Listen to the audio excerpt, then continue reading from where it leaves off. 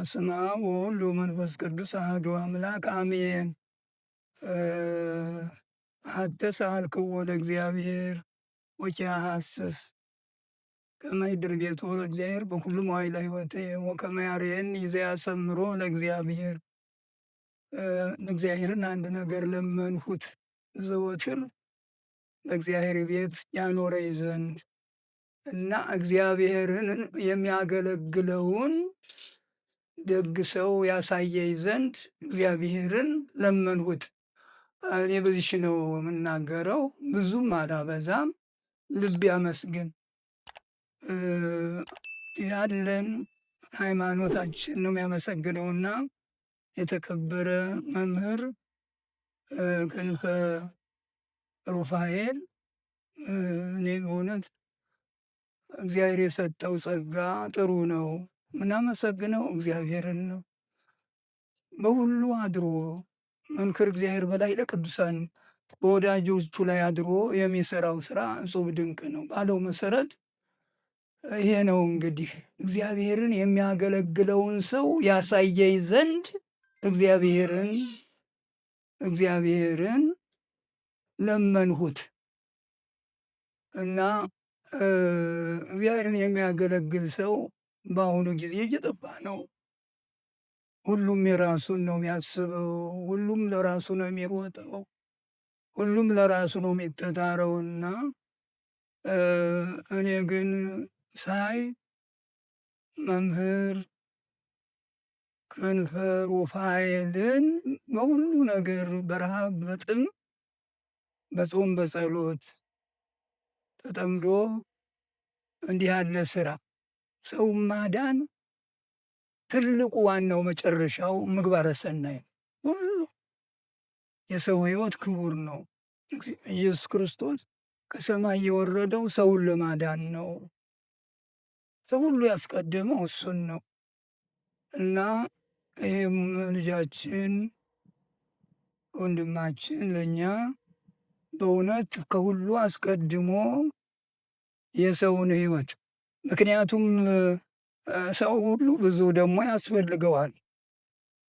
የዳነ ሰው እንዲያው ይህን ያህል አምጣ ይህን ያህል እሺ ሲሉት ከበሽታው ይብሰዋል።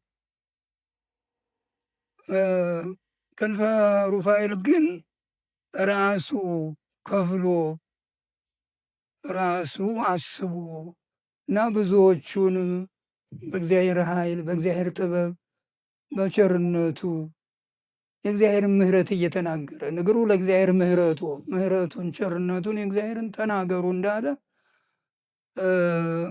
እየጸለየ እግዚአብሔር በተናገረው መሰረት በዚያ ስጦታ ነው እንግዲህ ይህን ሁሉ ስራ የሚሰራው የድህነት ስራ፣ ወደ እግዚአብሔር የማቅረብ ስራ፣ እግዚአብሔርን የማሳወቅ ስራ፣ ቤተ ክርስቲያንን መርዳት ተሁሉ የበለጠ ለቤተ ክርስቲያን ቀደም አንዱ ሲናገር እንደሰማሁት በእውነት እግዚአብሔር የሰጠውን ለእግዚአብሔር የሰጠውን ስጥ፣ ከኔ ያገኘኸውን በከንቱ ያገኛችሁትን በከንቱ ስጡ ነው እና ህይወት ይሄ ክብር ይሄ ጸጋ የተሰጠው ከእግዚአብሔር በነፃ ያገኙትን ደግሞ ለሰው በነፃ ይሄ ነው እንግዲህ ዋናው ትልቁ የሃይማኖታችን ትልቁ ዋጋ ይሄ ነው። እግዚአብሔር በነፃ ነው እንግዲህ ዝናሙን፣ ነፋሱን፣ ጤናውን፣ ህይወቱን የሚሰጠን በነፃ ነው። ያን በነፃ የሰጠንን እኛ ደግሞ ለተቸገሩት ለታመሙት ሁሉ በተቻለ መጠን እንደ አቅማችን በነፃ ማድረግ ይገባናል እና ልጃችን በእውነቱ መባ ሳይፈልግ ውዳሴ ከንቱ ሳይፈልግ ዝና ሳትፈልግ ልበለው በቅርቡ ይህን ሁሉ የምታከናውን አንተ የእግዚአብሔር ሰው ነው። ምን የምለው እንግዲህ ቢስ እግዚአብሔር ሰው ነህና አሁንም በእውቀቱ ላይ እውቀት ይጨምርልህ፣ ኃይሉን ብርታቱን ይስጥህ። እንዲያው ሁልጊዜ እኔ እስከ ሰዓቱ ድረስ ጦሙን ውሎ ጦሙን አድሮ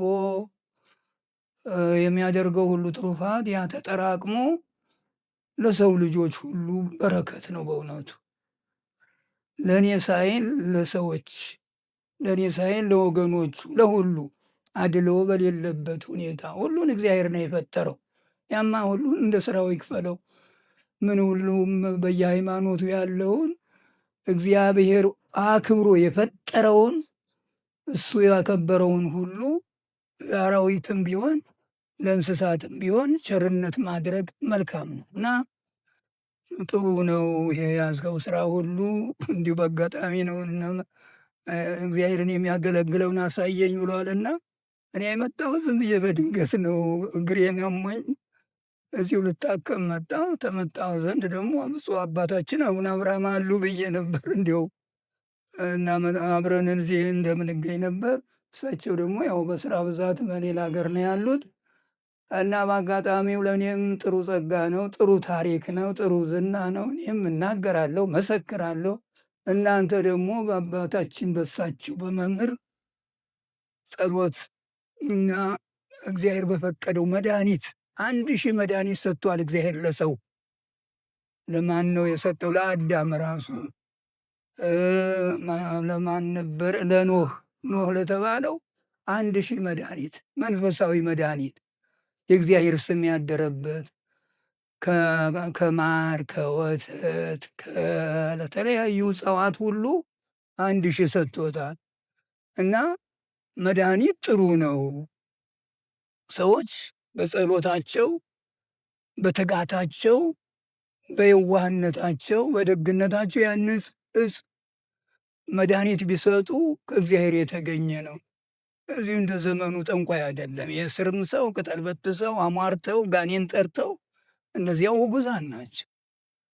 ክንፈ ሩፋኤል ግን እግዚአብሔርን ጠርቶ ድንግል ማርያምን ተማጽኖ የሚያደርገው ስራ ሁሉ ሁላችንን ያስደስተናል። እንዲህ ነው ሰው ከተፈጠረ አይቀር እንዲህ ነው። በእውነቱ ነገር ከንቱ ተፈጠረ። አንድ ስራ ሳይሰራ መሞት እግዚአብሔር ቅር ይለዋል። የሚነገርለት ታሪክ እንኳ የለም።